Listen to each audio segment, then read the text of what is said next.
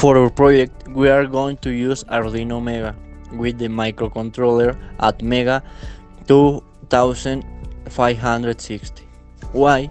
The principal reason is because our project is oriented to the builders. But the main reason is not for the price, it is for the easy of use and because it means the needs we need, such as outputs and inputs. We are gonna use NEMA 23, that is a stepper motor that works with 2.8 volts and 3.2 volts, allowing for a holding torque of 19 kilograms per centimeter. For move the NEMA 23, we are gonna use a driver that its model is 2DM542. It's a driver for two-phase stepper motors, supporting voltage from 24 volts to 20 to 48 volts of direct current. For the principal movement of our machine, we are gonna use a motor of 3 HP horsepower that has a frequency of 60 Hz and is of 4 poles, and its nominal voltage is 120 to 230, and the nominal current is 40.3 to 12.9 amperes. And this motor has a protection like IP55. Also, we are going to use an emergency stop button like this. And about the sensor, we are going to use limit switches. For the alimentation of all of direct current components, we will use a power font that gives us 24 volts. For our machine, we have a box that we are going to use for protect the people that could be watching the process of our machine. Also, for use the machine, it's necessary use a keys to turn off the machine. The machine it has a switch that will works as the power of the machine. When the box is up, the machine will be off. This is for security. The motor that will be used is a single phase 3 horsepower or 3 HP at 120 volts with a consumption of 6 kilowatts. By means of Ohm's law, the amps are obtained with a result of 51. With this data, we know that the current consumed by the motor requires 6 gauge cables. The design was thought to be easy to use for everyone who wants to work. As everything is on the program, the workers just have to watch sometimes the machine to be sure that everything is working as it was programmed. It is covered by some slabs which protect the machine and the components but not allowing people to move or disconnect anything inside the machine. It is used the Arduino to program a stepper motor and a monophasic AC motor to fold the wire. By calculating the steps of the stepper motor, the centimeters will be counted. After that, the wire will be folded by the power of the monophasic AC motor. The rollers are fluted to be sure that the wire will be passing forward and not stuck in the beginning. The box on the right side is to save the stirrups that has been done, and on the left side it has a ventilator that is going to provide air inside. The acrylic box will work as a security for the workers by not allowing if it is open. Also, it has a little hole to allow the pass of the wire. It includes an on-off button and an emergency button in case of an accident. I'm going to explain you how works our design and why we choose these materials to make our integrative. There is the most important part of the project. These pieces are rollers that serve as guides. They are made of steel The rest of the parts are made of galvanized sheet and steel plate. They are made of these materials to support the force to bend wire. The reason we are using has protection and acrylic boards is to protect the machine and protect us. These are PTR tubes. PTR is a strong material and it's light. That will be useful in moments we require to move the machine. The PTR tubes are for table legs and reinforcement. The table is made of steel. The steel is a very resistant alloy. We need it resistant because it will carry the biggest motor as this. All the table will be covered with aluminum to protect the motor of the strange components from outside. Inside you can find two boxes, one for control and where are the electronic components, and the other box is where the stirrups will fall with the help of the ramp. You can open here to take the final page.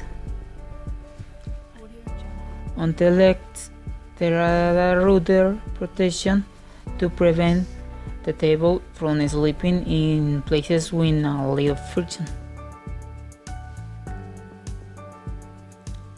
And that's it. To weld the base of the integrative project, we are going to use 60-13 electrode. Will be enough because the penetration is medium. It is done well. It has a good appearance.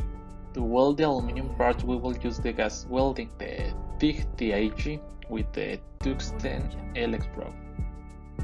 Now we are going to use the branch cutter with 4-inch metal cutting disc, with which we are going to cut the PTR, and for the aluminum sheets we are going to use grinder with a cutting disc, or we can use the OxyCut.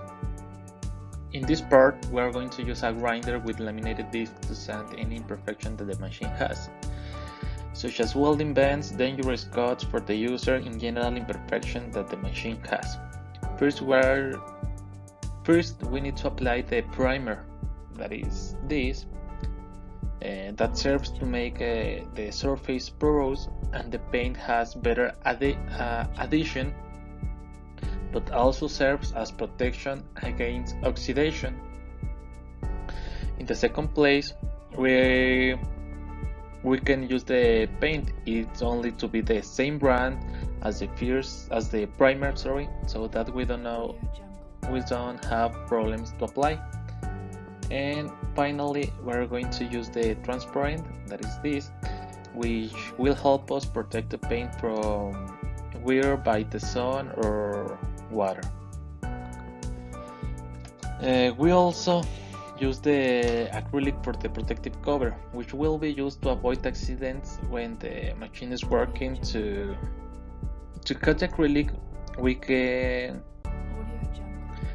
do it with a cutter very small to the tile cutter, or we can do it with a CNC machine.